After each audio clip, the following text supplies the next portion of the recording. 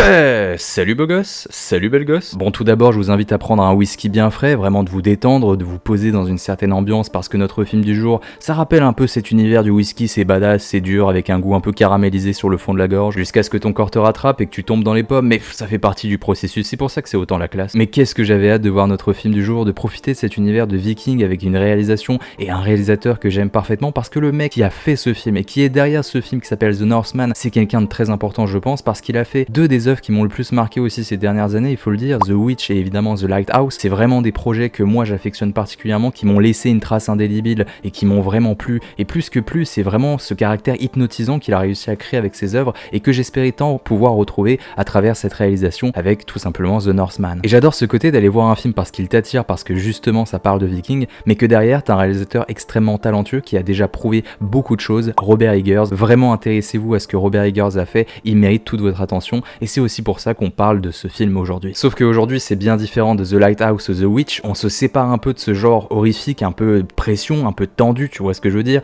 on se sépare de ça pour peut-être une vision peut-être un peu plus populaire, mais pas populaire dans le mauvais sens du terme. Mais justement quand on donne beaucoup de budget à un réalisateur talentueux avec un film qui a potentiellement beaucoup plus de succès qui peut venir en compte, et est-ce que tout cela n'est pas trop de pression, ou est-ce qu'au contraire on va justement se délecter de sa patte artistique et qu'il va rester lui-même sans forcément se fier et se mettre des barrières tout seul. C'est justement tout le principe de The Northman et tout l'enjeu qu'il y a derrière ce film. Alors je sais que vous l'avez attendu, c'est parti pour la critique du jour. The Northman est une aventure se déroulant au Xe siècle, nous proposant de suivre un prince guerrier viking dans une sordide aventure de vengeance. Entre violence, héroïsme et noirceur, le film dépeint un univers crédible assumant une vision fantasmée et héroïsée des personnages. Je dois l'admettre, vous pouvez être rassuré. Vous pouvez être rassuré si vous aimez Robert Eggers puisqu'il ne dénote pas avec sa patte et il conserve son style qui fait vraiment sa particularité. L'objectif de Robert Eggers et donc du réalisateur, c'est de vous proposer de la puissance, des émotions, des choses qui parcourent votre corps à partir des images. C'est sa patte, c'est sa manière de faire qui est absolument sublime. C'est vraiment, on vous donne des images qui claquent, on vous donne des images qui ont beaucoup de sens, beaucoup d'arrière-pensée, presque une forme de courant artistique qui s'évapore à chacune de ces images. Tout cela pour vous procurer des émotions fortes et il ne dénote pas avec ça. C'est la puissance des images de Northman. Et tout comme The Lighthouse qui arborait justement un style particulier où on avait vraiment cette puissance des images qui vraiment te frappait comme les vagues du phare qui te frappaient en plein dans la gueule, et bien avec The Northman on retrouve quelque chose de similaire avec vraiment ce travail sonore qui est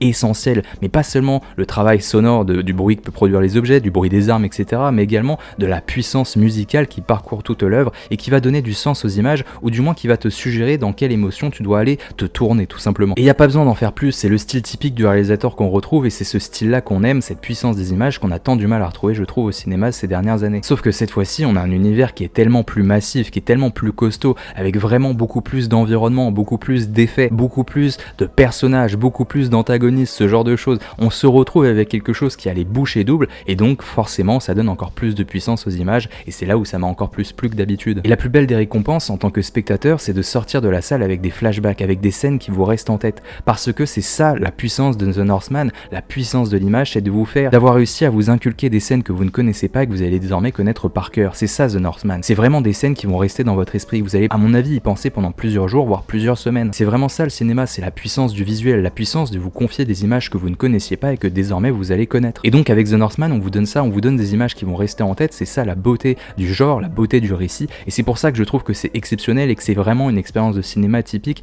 qui m'a tant manqué, d'avoir des images en ressortant de la salle, d'avoir de la musique qui m'a encore une fois marqué et donné des frissons et rien que d'y penser ça me remet déjà dans les conditions de ce beau moment que j'ai vécu au sein de la salle de cinéma et rien que pour ça The Northman c'est une expérience qui est à vivre. Bref, des mots compliqués pour vous dire tout simplement que le cinéma c'est de la procuration de sensations,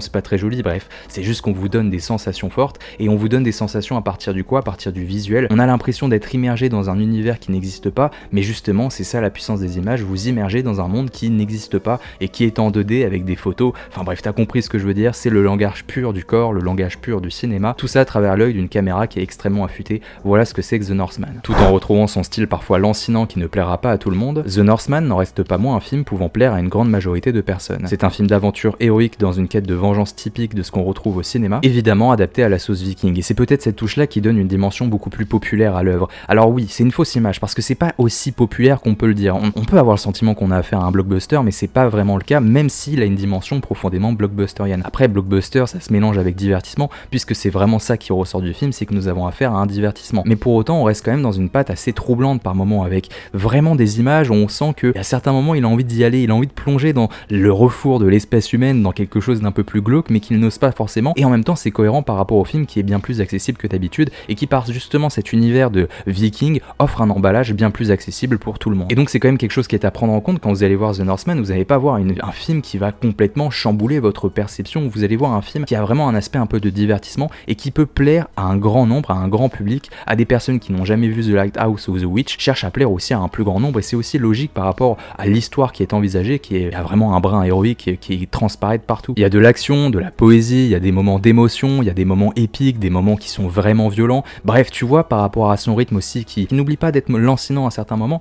mais ça reste une aventure assez frénétique, et c'est là aussi, au niveau de son rythme et de sa forme, qu'on a justement cette idée un peu populaire. Même si j'aime pas utiliser ce mot, je sais que c'est pour il y a une meilleure compréhension entre nous, c'est qu'on a quand même un rythme populaire qui donne justement une sorte d'accessibilité au film qu'il n'avait pas précédemment avec ses précédentes œuvres. Et donc oui, on est obligé de le dire, il y a la volonté de plaire au plus grand nombre à travers The Northman et de proposer son œuvre la plus accessible, et je dois dire que ça fait du bien de voir ça, de pas perdre en qualité tout en s'ouvrant, en s'élargissant. Un artiste c'est ça, un artiste à un moment donné il a besoin de plaire au plus grand nombre et de faire plein d'argent. Bah c'est la vie quoi, faire de l'oseille quoi, enfin, voilà, The Northman c'est ça, c'est de faire de l'oseille avec du talent quoi. Et en même temps bah je le comprends totalement, c'est la vengeance d'un fils de viking qui va défoncer pour venger son père en gros. Enfin bref, je vais pas spoiler l'histoire parce que l'histoire est quand même assez importante, mais voilà, juste à partir de ça et à partir de cette base viking, t'as compris que le film, il avait pas non plus une histoire aussi pharaonique qu'on pourrait le penser, et que surtout il avait juste envie de s'adresser au plus grand nombre et de profiter d'un univers qui est assez populaire encore une fois pour proposer sa propre formule, tout en n'oubliant pas à certains moments d'entrer dans une certaine complexité.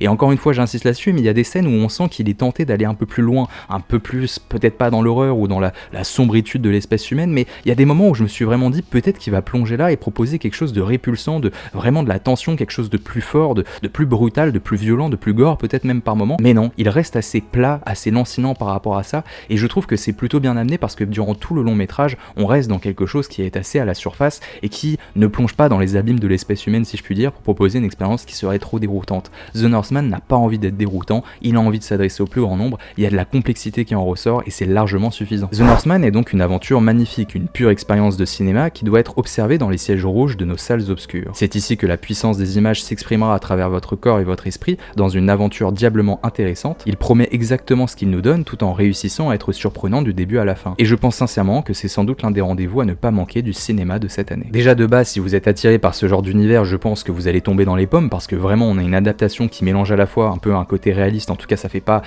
extravagant, mais qui mélange aussi un côté un peu fantasmé de notre vision de ce monde-là et qui arrive justement à coller parfaitement avec notre vision. Il y a tout un tas de films qui s'inspirent d'histoires réelles entre guillemets, de la Seconde Guerre mondiale, etc. Et on a besoin de répondre aux esprits, ou du moins de répondre à ce que la population, entre guillemets, les spectateurs doivent attendre. Quand tu penses à la Seconde Guerre mondiale, tu penses au film Il faut sauver le soldat Ryan, t'as besoin d'avoir ces images en tête qui sont typiques, même si c'est parfois stéréotypé et cliché. Avec The Northman c'est la même chose, on s'écarte d'une forme de réalisme, mais l'objectif c'est que ça corresponde à votre vision fantasmée de cette époque. Et là on a une vision fantasmée, mais en plus de ça avec un brin d'héroïsme, et notamment à la fin du film, les scènes finales, elles partent dans un héroïsme tellement profond et tellement épique, presque mythologique, que j'adore parfaitement. Et quand tu mélanges cet univers extrêmement accessible avec un réalisateur talentueux qui a une vraie vision, une vraie patte, une vraie façon de tourner ses plans et de réfléchir à tout, bah forcément t'as quelque chose de bon. Et j'adore ce mélange entre à la fois expérience qui peut plaire au plus grand nombre et en même temps réalisateur qui a une sacrée patte et une patte qui est différente de tous les réalisateurs qu'on connaît de base. Et moi je veux plus ce genre d'expérience, et j'ai le sentiment que les studios vont dans cette direction, de proposer des films forts qui peuvent plaire